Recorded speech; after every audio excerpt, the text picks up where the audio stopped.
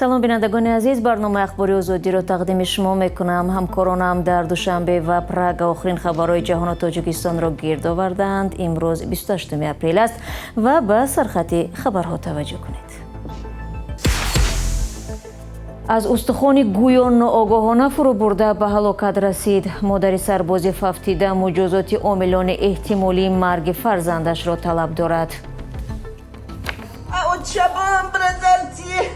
من نفهمیدم که ترا دستی پای خود کشتنی روی میکنم. мақомоти амрико тирандозӣ дар зиёфати солонаи хабарнигорони кохи сафедро сӯиқасд ба ҷони Доналд Трамп номиданд.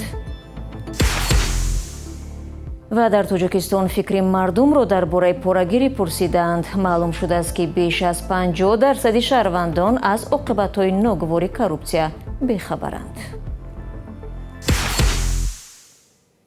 аммо шурӯъ мекунем аз он ки як сарбози вазорати мудофиаи Тоҷикистон дирӯз дар шаҳри Ваҳдат худро ба рудхонаи Кофарниҳон андохтааст. ҳоло наздикони сарбоз ва сокинон пайкари ӯро дар соҳилҳои Кофарниҳон ҷустуҷӯ доранд. Шаҳбоз Ҷон Маҳмадзода сокини 23-солаи ноҳияи Файзобод 8 моҳ пеш ба артиш рафта сарбози батальони Минарубии вазорати дифоъ дар ноҳияи Рудакӣ будааст. Насим, як тан аз наздиконаш, имрӯз ба Радиои Озодӣ аз қавли шоҳидон гуфт ки ӯ телефони мобилиашро ба як зане раҳгузар дода аз болои пул худро ба рудхона андохтааст. ба гуфтаи пайвандонаш, сарбоз барои 10 рӯз дар рухсатӣ буд ва имрӯз мебоист ба маҳалли хидматаш бармегашт. онҳо гуфтанд ки ӯ аз шароити бади хидмат шикоят дошт ва мегуфт ки гурдаҳояш осеб дидаанд. он рӯз ба наздиконаш гуфтааст ки барои ташхис ба беморхонаи шаҳри Ваҳдат меравад. дар ҳамин ҳол як хонаводаи дигар низ фарзанди худро ки ба гуфтаи онҳо ҳамагӣ 6 моҳи пеш довталабона ба хизмат рафта буд, аз даст доданд. сабаби марги Ғолибҷони 23-соларо ки сокини ноҳияи Ҳамадонӣ аст, ноогоҳона фурӯ бурдани устухон мегӯянд. модари ҷигарсӯхтаи ӯ масъулони қисми низомии кумитаи ҳолатҳои фавқулодаро гунаҳгор медонад ки васияти фарзандаш беэътиноӣ кардаанд. ҳамкорам Тоҳири Сафар бо тафсилоти бештар. بچه خشرو ما بای هول دختنه، بچه شیرین ما بای هول دختنه، بچه ماهین خدمت رفت. بچه این مکتبی مردانگی نبودست، مکتبی به تربیتی بدسته. شیرینی اوچه‌ای اوچه با هم برادرتیه. من نفهمیدم که ترا دست پای خود کشتنی روی میکنم. آه و ناله مادر غالبجان ابراهیموف سرباز 23 ساله از ناحیه همدانی شام 25 اپریل در شفاخانه جان داده است. سبب مرگ را فرو بردن ناگاهانه استخوان گفتند. بچم کسل شد، تلفن کرد، ای خدمت تلفن کرد که اوچه جان من استاغون خوردم، کسلم. گفتم چه خیلی استاغون خوردی؟ در خونه طبقات همه کفتی بجاش اسم کی اوقا استاغونی کلانت چه خیلی خوردی؟ فوچه جان استاغون خوردم. ای بالاش قانونم دادن پا پرتکم بلیسته بردنم گفتن سازی استاغون برفت است، پایون رفته کم ترخنکی گرفته است. ظاهراً غالبجان روز 6 اپریل استخوان را فرو برده است. خودش در یک پیام صوتی به خواهرش خبر داده و از بی‌اعتنایی افسران به وصیتی‌اش شکایت کرده است. زبا جان سازی خوبی، سلامتی خوبه. چون کدی چیو داره چون شانزازان و چون زنگ نمیشوه. نمی‌جام ازم نیست. او روز دوشنبه بود آش خوردم استخوان کرکم. بانشان بودم بانشان رنگین دنم بروان همجا 3 روزه هیچ خوردنم اتونم این پانی جلوت کم مخدوم ای بای نمیدونم چی کنم همجا یکون چی با درد نمیرسم دیگر زنگ تونم زدن نتونستم و چما بگو که هم فلشیده اگر شوه مقصد بشوه یکون چون قرضم تیتو میوم همجا زایت یکو کار میکنم اتونم اگر گوشتالم بران گوشتال اونجا مثل میکتا و بر میکنم همجا همه جوابو میتن میوم همجا زایت یکو کار میکنم سمیتره هم زودن میگیرم پدیم اخدو قسم وضعیتم بزهی و پدیم. در مکالمه‌های صوتی و کتبی با اهل عائله که رادیو آزادی آنها را دید، غالبجان از تأخیر در معالجه و عذاب خدمت و کار در قسم نظامی شکایت کرده است. مادرش میگوید هنگام معالجه از پسرش هم پول خواستند. زنگ زد که خاطی دکتری امو خدمت اومد که به من 800 سوم تیار که من سوممیو میگیرم را گوسپیتال روی میکنن. بچم اومد سوم گرفت برفت گوسپیتال رفت. اویجا زنگ زد بچم که 300 سومی دیگه آتش روی که مرا قربولوش رنگ خری میبرن. آتش سوم روی کد رفت. با زنگ زد که اوچا جون امرا یکنیم تا روی سوم روی که من سوز نشیدم با ایجا میگیرن خدمت میبرن چس میبرن سوز نشیدم. رفتم ای همسایه قرض کم یکنیم تا همسایه قرض کم روانش کردم. بعد از مدت غالب جان استخوان فرو برده‌اش را قی کرده است. به گفته مادر بی‌اعتنایی و بی‌پروایی به صحت پسرش سبب مرگ فرزندش شد. مسئولان قسم نظامی قضیه را تاکنون شرح ندادند. غالب جان ابراهیموف بعد ختم دانشگاه ملی ماه اکتبر سال 2025 داوطلبانه به ارتش رفته است. به گفته مادر از بدرفتاری در قسم نظامی شکایت می‌کرد. حالا او در نامه از مقامات خواسته است عاملان احتمالی مرگ فرزندش را جزا بدهند. در عکس حال معلوم می شود که کسی پروای فرزندان ما را ندارد. پایان اقتباس: موردهای بدرفتاری در صف نیروهای مسلح تاجیکستان و هم بی‌پروایی به صحت سربازان که سبب مرگ آنها می شود در گذشته هم زیاد بوده است.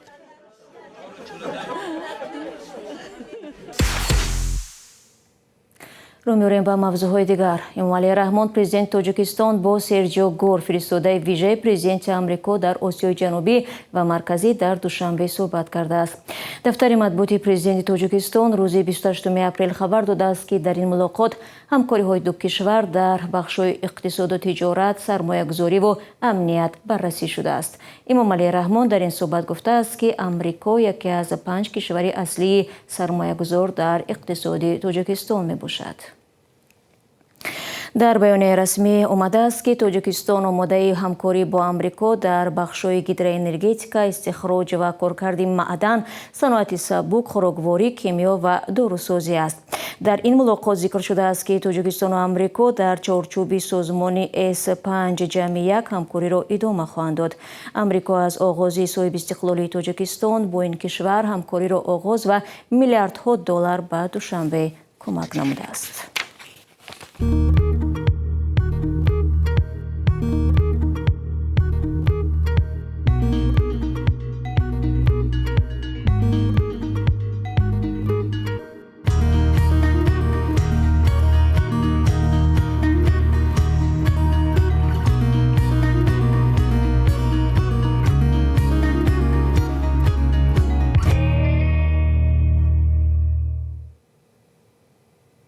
شما برنامه اخباری رادیو آزادی رو تماشا دارید. فردی که روز 27 اپریل به ضیافت سالانه خبرنگاران کاخ سفید حمله کرد به سوی قصد به جان پرزیدنت ایبدار شده است. به گفته مقامات آمریکا، کول توماس آلن ساکن شهر تورنس ایالت کالیفرنیا قصد کشتن دونالد ترامپ را داشت. گزارش رویترز را در این باره همکارم مومن احمدی تقدیم می‌کند. فردی گمانبر به تیراندازی در ضیافت سالانه خبرنگاران کاخ سفید به سوی قصد به جان پرزیدنت دونالد ترامپ متهم شده است. کول توماس آلن 31 ساله که پروندهش در دادگاه فدرالی واشنگتن بررسی می شود، احتمال با اتهام نگهداری غیرقانونی سلاح آتشفشان نیز ایبدار شود. جنین پیررو دادستان حوزه کلمبیا گفت که تحقیقات ادامه دارد و شاید عیب‌های دیگر نیز علاوه شوند. او گفت هدف اصلی گمانبر کشتن پرزیدنت ایالات متحده آمریکا و منصبداران دیگری بلندپایه بوده است. آلن ساکن کالیفرنیا در پیام به نزدیکانش پیش از حادثه نوشته است که منصبداران مأموریت ترامپ را هدف قرار خواهد داد. او تا حال به این اتهامات علیهش اعلان شده پاسخ نداده است. نوارهای ویدیویی در اینترنت نشر شده نشان می‌دهند که گمانبر در دهلیز بیرون از تالار مهمانخانه واشنگتن هیلتون می‌دود. در دست او سلاح دیده می‌شود. مقامات آمریکا گفتند که یک افسر خدمات مخصوص در این هنگام به سوی آلن تیر خالی کرده است. تیر به او نرسیده است ولی او به زمین افتاده است. در این میان یک افسر خدمات مخصوص زخمی شده است ولی معلوم نیست که تیر از جانب کی به او پرانده شده است. خبری ورود فرد سلاحدار به مهمانخانه باعث شد که مقامداران بلندپایه زیر میز پنهان شدند و فوراً نیروهای ویژه آنها را از تالار بیرون کرد. کارولین لویت سخنگوی کاخ سفید گفت که این دومین سوءقصد به جان پرزیدنت در 2 سال اخیر است. لحظه حادثه در کنار ترامپ، نایب پرزیدنت جی دی ونس، رئیس مجلس نمایندگان مایک جانسون، وزیر کارهای خارجی ایالات متحده آمریکا مارک روبیو، وزیر مالیه اسکات بسنت و وزیر مدافع پیت هگست نیز حضور داشتند. آلن در مهمانخانه واشنگتن هیلتون که ضیافت در آنجا برگزار میشد از پیش حجره گرفته بوده است. او با قطار از کالیفرنیا به واشنگتن آمده بود. مقامات میگویند آلن که در داخل مهمانخانه بازداشت شد با خود یک تپانچه، یک ملتق شکاری و چند کارت داشت. برمیگردیم به تاجیکستان. یک تحقیق افکار عموم درباره کروپسیا و یا فساد در این کشور نشان داده است که دادن رشوه به مقام یا در هر اداره دولتی به یک کار مقرری تبدیل شده است. آژانس مبارزه با فساد در تاجیکستان که تحقیقات را نشر کرده است میگوید از پاسخهای نظردادگان به نتیجه رسیدن ممکن است که پیشنهاد تحفه یا مبلغ یک حالت مقرری حیاتی اجتماعی جامعه گردیده در اکثر حالتها خود کارمندان مقامات دولتی به پهن نشدن این ظهورات نامطلوب مساعدت می‌نمایند. همکارم طاهر سفر با قسمت‌های اساسی تحقیق آشنا شد و نخست از او درباره نتیجه‌های آن پرسیدم. تحقیق افکار عموم را مرکز تحقیقات استراتژی تاجیکستان یکجایه با آژانس نظارت دولتی و مبارزه با کروپسیا سال 2025 و در بین 10,000 نفر در 28 شهر و ناحیه انجام دادند. هرچند هنگام نظرسنجی اکثریت مردم از وجود فساد و رشوه‌خواری شکایت کردند، ولی فقط بیشتر از 35% آنها گفتند که خودشان مورد رشوه‌ستانی شدند یا فساد را تجربه کردند. به قول مؤلفان تقریبا 65% از مردم گفتند که به حالتهای کروپسیونی دچار نیامدند. نظرسنجی در میان مردم تاجیکستان نشان داده است در جامعه کشور رشوه‌خواری، طمع‌جویی، سوء استفاده از منصب، بی‌عدالتی، خش و تباربازی، دزدی مالکیت دولت و مایل به فساد بودن منصبداران رواج یافته است. در این تحقیق آمده است بیشتر از 21.8% شهروندان پاره را با خواهش خود پیشنهاد کردند. در دیگر حالت منصبداران از راه و وسیله‌های گوناگون شهروندان را برای دادن پاره وادار کردند. آژانس مبارزه با کروپسیا در یک سند خود گفته است مردم تاجیکستان بیشتر در ساحه‌های معارف، وزارت کارهای داخلی، تندرستی و حفظ اجتماعی اهالی، عدلیه، وزارت مدافعت، دادگاه‌ها، دادستانی، بخش انرژتیک، کمیته‌های انداز، اداره زمین و موردهای فساد و رشوه‌خواری بیشتر روبرو می‌شدند. از همکارم همچنین درباره سبب‌های اساسی رواج یافتن کروپسیا در تاجیکستان پرسیدم که مردم در این نظرسنجی‌ها درباره عامل‌های این پدیده چه گفتند. آژانس مبارزه با فساد و کروپسیا که خلاصه از تحقیقات را گفته است میگوید مردم تاجیکستان مزد کمی کار، کوشش به دست آوردن درآمد علاوه‌ای، بی‌مسئولیتی و بی‌وجدانی متخصصان، سنجش زیاد و تکراری مقامات نظارتی، بی‌مسئولیتی یا بی‌طرفی اهالی نسبت به کروپسیا، جابجاگذاری نادرستی کادرها یا تعیین شخصان تصادفی به این منصب یا آن منصب، خیش و تباربازی را از سبب‌های اساسی کروپسیا نامیدند. و گفته مؤلفان ناآگاهی اهالی از عاقبت‌های بد کروپسیا هم نگران کننده است، چون تحلیل ثابت کرده است که بیشتر از 50% شهروندان درباره عاقبت‌های بد کروپسیا معلومات کافی ندارند و از همین سبب گاه‌ها یگانه راه حل مشکل خود را در دادن پاره می‌بینند. عین زمان 25% گفتند رشوه‌خواری برای آینده تاجیکستان بد است. بیشتر از 18% گفتند که کروپسیا از جمله چای پولی و شیرینی دادن یک چیز معمولی است. گذشته از این بیشتر از 7% مردم گفتند رشوه‌خواری و فساد برای آینده جمعیت و دولت نقشی مثبت می‌بازد. حکومت تاجیکستان برای مبارزه با فساد و رشوه‌خواری برنامه و استراتژی زیادی قبول کرده است، ولی با وجود این گاه از دزدی و رشوه‌خواری وزیران و منصبداران بلندپایه گزارش می شود که میلیون‌ها سامانی یا میلیون‌ها دلار از پول دولت را دزدیدند یا به منفعت خود استفاده بردند. تاجیکستان هم از نظر زیاد بودن رشوه‌خواری در شاخص‌های بین المللی در یکی از مقام‌های بالا قرار دارد. تشکر از همکارم طاهر سفر و با این صحبت برنامه اخبار آزادی را به پایان میبرم. تشکر که با ما بودید. فردا شما را منتظریم. خود را احتیاط کنید و خدا نگهدار.